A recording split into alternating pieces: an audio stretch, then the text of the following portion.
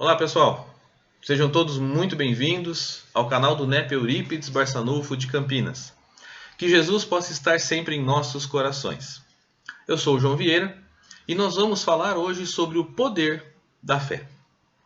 Durante a nossa vida, nós podemos confundir fé e crença. E nós sabemos que fé e crença não são a mesma coisa. Crença é algo que pode ter sido imposto pelo meio, pode ter sido imposto pela criação, pela cultura. E a crença muitas vezes pode nos limitar. Quantas e quantas crenças limitantes baseadas no medo nós temos em nossas vidas que nos impedem de fazer coisas maravilhosas, de crescer. O quanto a crença, que por vezes pode ser difundida por vários meios de comunicação que seja, ou através de vários tipos de situações diferentes, pode nos prender. É diferente da fé. A fé vem do hebraico emuná, fé espiritual, fé religiosa. Quando foi traduzida para o latim, ela veio traduzida como fides. Do latim para o nosso idioma, gerou duas palavras. Fides gerou fidelidade e gerou fé. Então, fé e fidelidade têm a mesma raiz. Mas fidelidade? Como fé pode ser fidelidade? Fidelidade a Deus. Eu costumo dizer que fé é quando você está em um carro sentado no banco do passageiro, você entrega a chave na mão de Deus, que é o motorista, e diz: dirige para onde o senhor quiser. Onde o senhor quiser me levar, eu vou. Isso é fé. É ter a certeza que Deus está no comando e Ele vai fazer o que há de melhor para a nossa vida. É claro que eu sei que quando estamos passando por dores e por sofrimentos, nós às vezes deixamos de lado essa oportunidade de desenvolver a fé porque dói. É normal sentirmos essa dor. Mas a única coisa que vai nos fazer crescer perante da dor e do sofrimento é a certeza que essa dor e esse sofrimento estão acontecendo em minha vida para que eu tenha um propósito, para que eu aprenda algo. Então é necessário olharmos com outro olhar para a dor e para o sofrimento, um olhar com fé. Porque se ela está acontecendo, há uma necessidade. E o Cristo vai nos exemplificar isso. Mateus, no seu capítulo 26, no versículo 39, conta que Jesus nos fala e nos exemplifica a fé. O que acontece antes desse versículo? Jesus está no Getsêmani. Jesus está no Monte das Oliveiras. Ele está aguardando o exército romano chegar. Judas já havia cometido o ato de entregá-lo. O exército romano pergunta a Judas: como vamos saber quem é ele? E Judas diz: será aquele a quem eu beijar? Então Jesus está aguardando Judas chegar com o exército romano. Ele sabia o que seria infligido a ele. Ele sabia da dor. Ele sabia do sofrimento. Ele sabia da humilhação. Ele sabia, ele estava encarnado como nós, sentindo as mesmas dores que nós sentimos.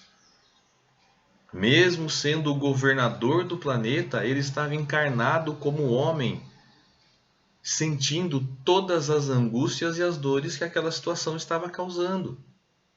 Então Mateus diz: indo um pouco mais adiante, prostrou-se sobre o seu rosto, orando e dizendo: meu Pai, se é possível, passe de mim esse cálice.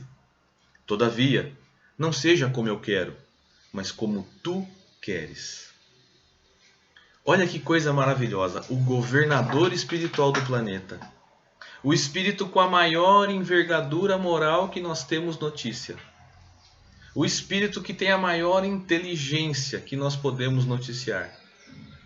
Ele se colocou sob a vontade do Criador. Mesmo ele representando a vontade de Deus na terra. Sendo um espírito celestial, conhecendo a face de Deus, ou seja, conhecendo os planos, os desígnios de Deus, Ele poderia falar: olha, envie uma legião de anjos aqui para mim, porque eu não quero passar por isso não, impeça que eu passe por isso. Ele poderia dizer isso para Deus. Mas não, olha a oração de humildade do Cristo. Afasta de mim esse cálice, Pai. Mas não seja feita a minha vontade, seja feita a tua.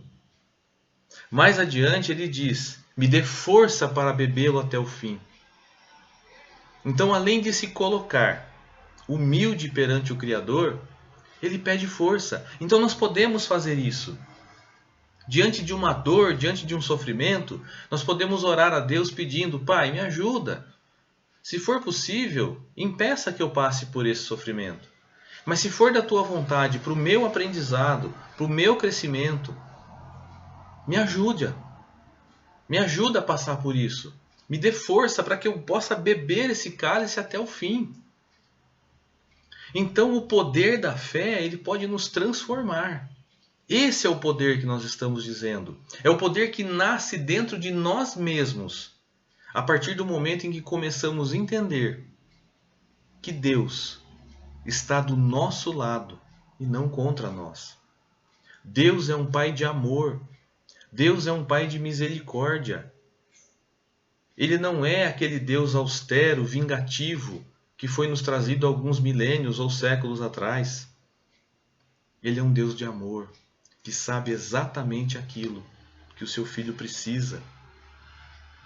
E utilizando a metáfora do remédio amargo e a criança doente, nós podemos entender que assim somos com Deus.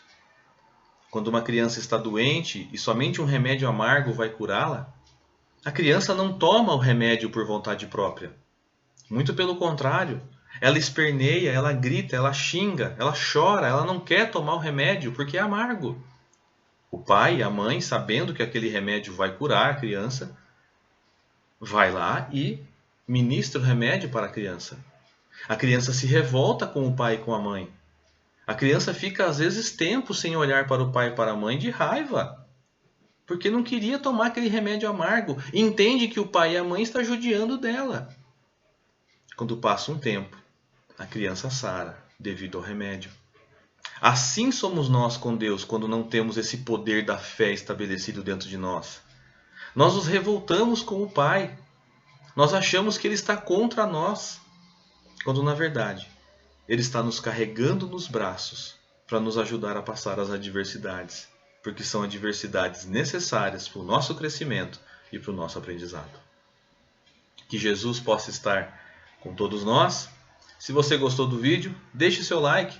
Faça um comentário, inscreva-se no canal se ainda não for inscrito, ative o sininho para você receber as notificações e que Jesus possa estar sempre conosco. Um grande abraço a todos.